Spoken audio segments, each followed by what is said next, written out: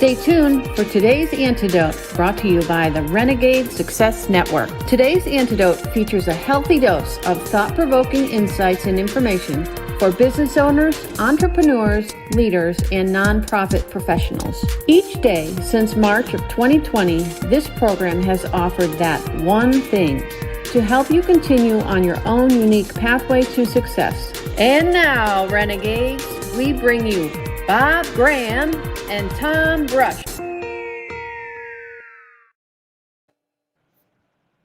Oops, sorry about that. But hold on. Don't do it yet. All right. I got to do it one hand because I got to hold the phone with the other hand. Do. Hey, happy Monday. That is so awkward with one hand. Or I could do it with the, how about this? Do. That's not good. And half your head's cut off. I know. I got like sun issues. I got a lot going on here this morning, Tom. My personal brand is suffering. Or it's just becoming clearer. That might be people. This is who you are. So welcome everyone. Yeah. Welcome everyone. This is today's Antidote, our daily broadcast where we try to provide you with one thing to help you move forward, whether you use that today or somewhere down the line. To help you move forward, take your next step on your own unique pathway to success. And as we go through the conversation around the topic, this week's topic is personal brand, following up on last week's conversation about branding broadly. We'll talk a little bit about our personal brand. And as we go through that conversation, at the end, we will share our one thing, our antidote for today. And if you have something you'd like to share, whether as a comment or your own antidote, please feel free to put it in the comments, because we know that not only does that help our conversation, it also may be just the right thing for someone else out there who is looking for solutions to the challenges that they are facing. So with that being said, Tom, can I jump in with this breaking news? Today's a really good national day. Okay. Better than Sugar Cookie Day? What could be better than Sugar Cookie Day? It's National Simplicity Day. Wait, what? National Simplicity Day. So I've been thinking about this. I saw this early this morning. What's something that you could make simpler for yourself? So I'm actually trying to figure out a process for myself to make things simpler in my day. What about you? I definitely have one. After this weekend. Have me not do this from my car. No. Have no youth lacrosse parents on the sidelines during games. That would make my life simpler.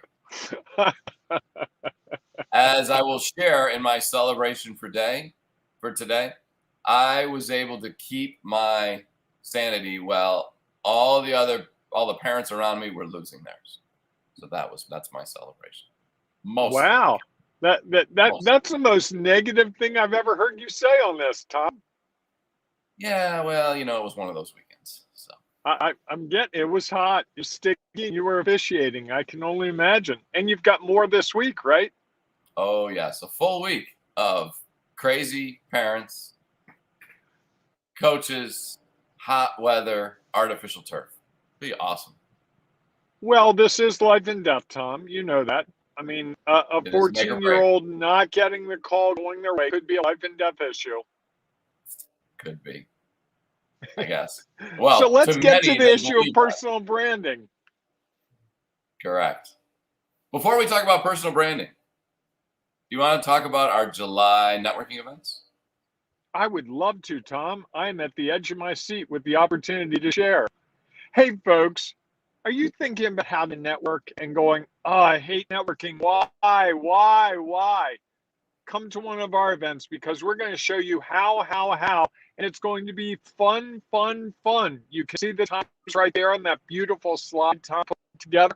Mark your calendar now because we do networking in a fun and exciting way. It's going to spark interest in not just what you do, but more importantly, in you as the person.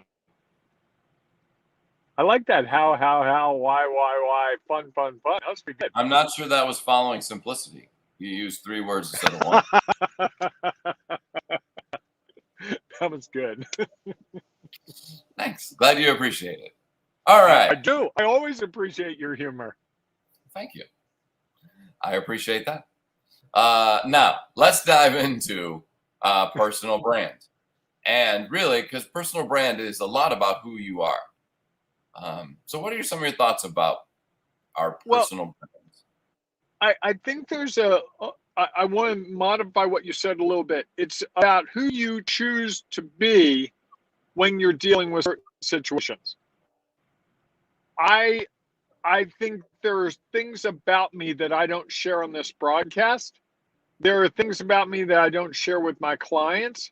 So my personal brand, I try to accentuate the things about me that would be appealing to my clients and potential clients and networking partners. So I'd like to think I'm a fun guy, so I might have that, but I'm not as funny as if you saw me around the family on a Friday night where I can do like a 15-minute comedy riff. I don't do that with my clients ever. I might crack a joke, I might say something wise, I might do a play on words. So I think part of personal branding is really knowing what works to help you achieve the goals you're trying to achieve. There are parts of us that really help. There are parts of us that may not be the ideal for our customer situation. Does that make any sense? It does. It does. I also think that I am going to offer my own perspective. I do think it is a lot about who we are. While we can choose sometimes to show who we are, there are others where our real self comes out.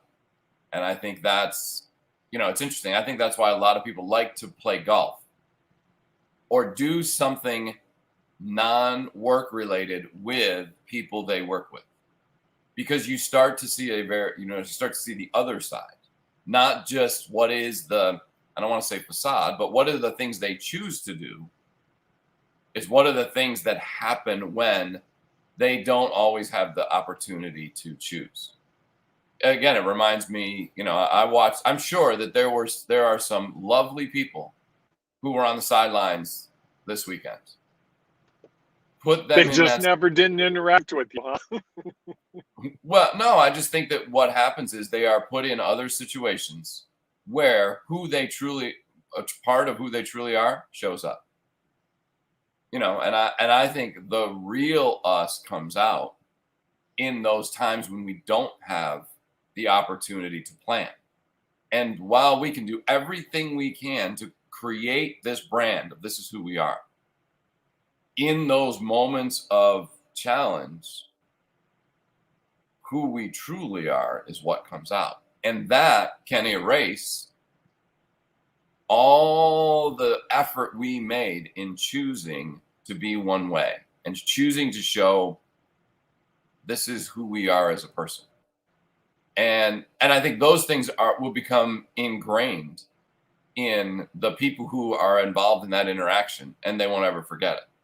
I know some people I play golf with, how they reacted to situations that weren't in their best light. I mean, it wasn't beneficial for them.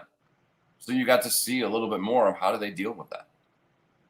There is at least one person who I will never forget his face. And it doesn't matter what he does outside of this. It will not impact the way I feel about who this person truly is. Because I saw them at their not best. Does that make any sense? It's not me, is it? No. Okay. And I can't believe you bring up golf today, Tom, because we were supposed to play golf later and you had to bail on us. I know. Sorry. I quasi forgot about that. But so let me make this a little more granular, Tom. I've never cursed on this program. Correct. I typically don't curse with my clients. But if you're with me on a Friday night, you might hear me utter a expletive here and there. Okay. I don't curse around my mother. I don't curse around my family. To me, that's what I'm talking about. There are things that we choose to not accentuate when we are in the situation where we're branding. You said to me, we have a luncheon today, and you said to me, do I need to wear long pants or can I wear shorts?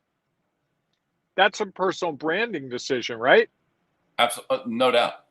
Absolutely. And so there, and I think that's part of the issue today more than ever is, what is our personal brand? How do we look? Because for the last year, many of us have worn polo shirts and pajama pants or sweatpants, and now suddenly you put the pair of nice pants on and they don't fit.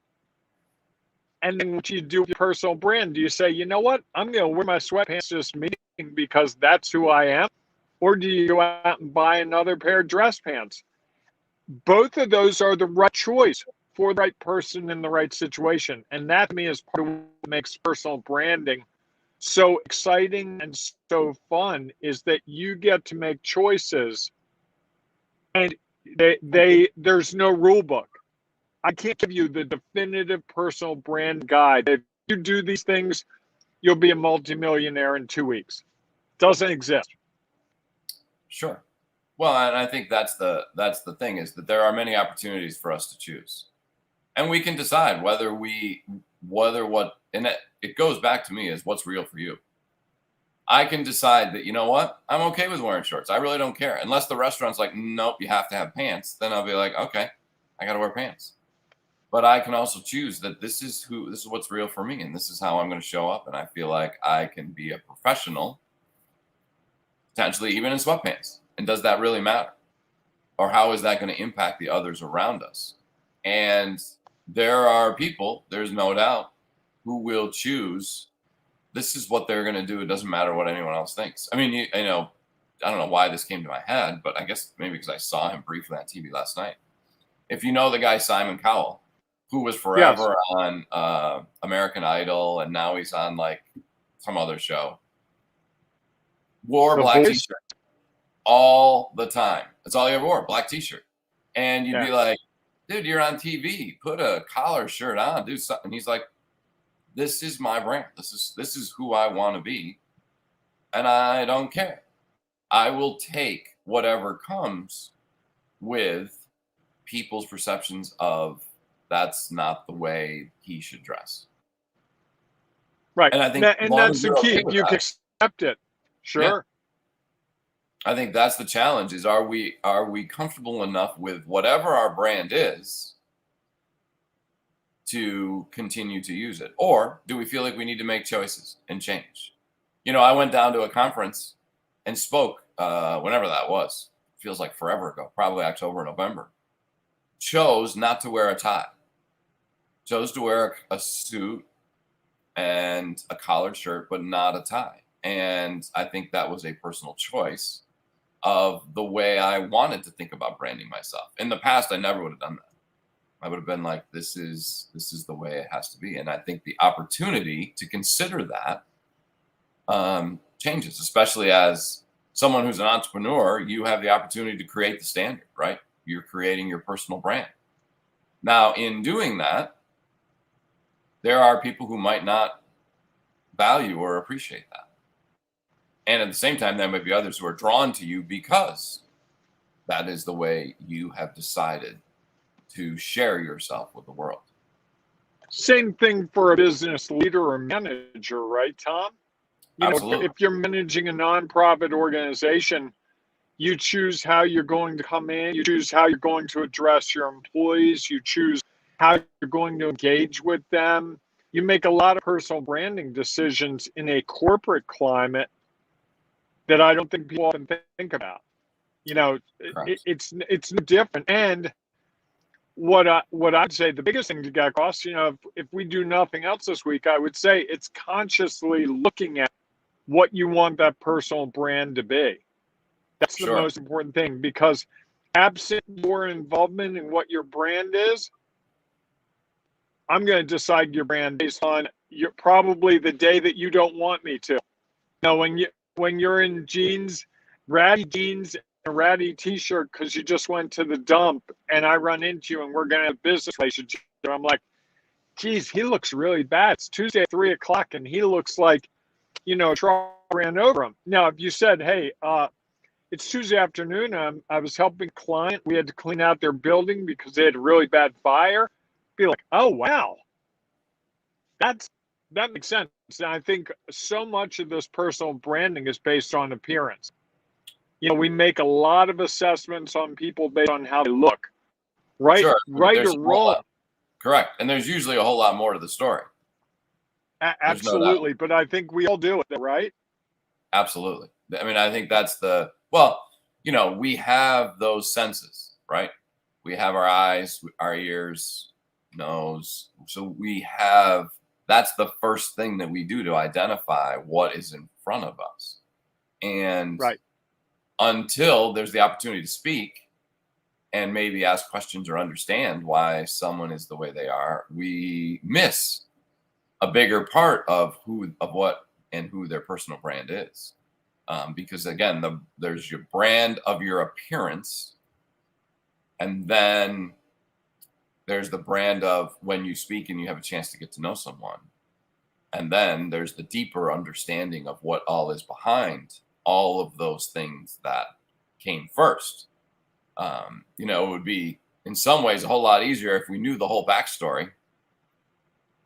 Then we got a chance to interact, and then we got a chance to see people. Actually, there might be a very different perception. Think about it, Tom. That's how it is each time you or I speak to a group. You get a little bio, usually before you speak, the person reads the bio, and then you stand up in front of them, they look, and you're consistent with that, and then you speak, and it's like, oh, wow, that's probably the best case scenario. I never thought about it until this minute, but that's where you're not being judged from your look because they've already heard what your pedigree is, if you will. Sure, they have a better understanding. Now, again, you're getting the brand that they want to put out in their bio, not the whole backstory.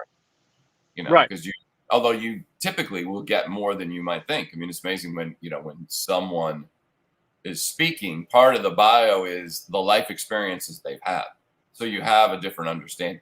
You know that if they say they were a war veteran, okay, they overcame a major disability. They have this, as we start to more understand, or there was some grave challenge that they faced and overcame. Now we start to look a little differently at, wow, I can't wait to hear this because now I know more about this person. I'm more intrigued about the story they are going to tell. And we have a better understanding of who or what they are, rather than just if we walked into the room and it said Joe Smith is speaking or Bob Graham is speaking, but there was no picture and no bio. You'd be like, all right. And then the first thing I do is I see you. My assessment would be based on your appearance, not anything else. And that may sway whether I want to stick around and listen to what you have to say or not. Are you still there? Did I lose you? Now I can't hear you.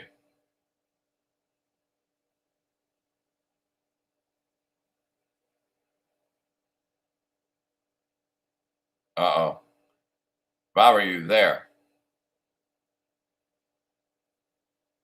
I have no idea what's going on here. So I'm going to keep moving forward until maybe Bob figures out he might have hit the mute button, or he's definitely like spinning. So there's something interesting going on.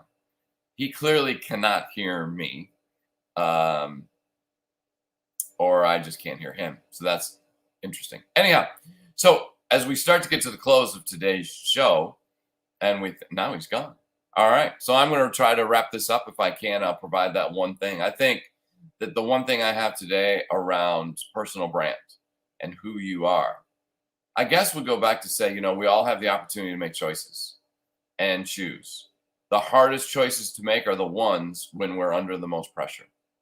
And typically who we truly are, not who we choose to be, is the one that shows up when we're put in those situations. And so I think the more you can understand who you truly are may help you make quicker decisions about how you're going to interact in challenging situations, because those will be the ones that will stick with people. Those will be the appearances, the perspective that will stay until, if they choose, to have the opportunity to get to know you better and know more about your full story. So with that, I hope that if you have one thing you'd like to share about personal brand, and whether it's who you are or how you choose to be, please feel free to share it in the comments, or you can share it inside the Ring of Renegades Facebook group. If you are not yet a member, it's easy to do. Just go to Facebook, search for Ring of Renegades. And all you have to do is ask to join, because it is a private group.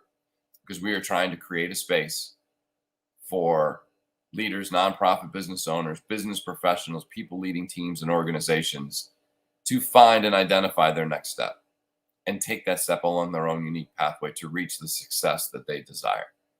So if you want to be a part of that growing group, just have to tell us why you're a renegade, what that means to you, and then you can become a part of our growing community. So with that, I hope that you have a great week. I hope that we see you inside the Ring of Renegades Facebook group, or we'll see you tomorrow morning, 8 a.m. Eastern time, for our next edition of today's Antidote. Hopefully Bob will be back with us. So with that, have a great day. Here is some further information about our Ring of Renegades Facebook group.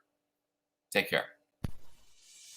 Carving your own path is tough. You want and need a community to offer you insights and advice, share inspiration, provide support, and save you time and money. But where do you find all that? Here's the easy answer: the Ring of Renegades Facebook group, where leaders, entrepreneurs, and business owners identify their next steps. Here's some of what you will find at the Ring of Renegades Facebook group.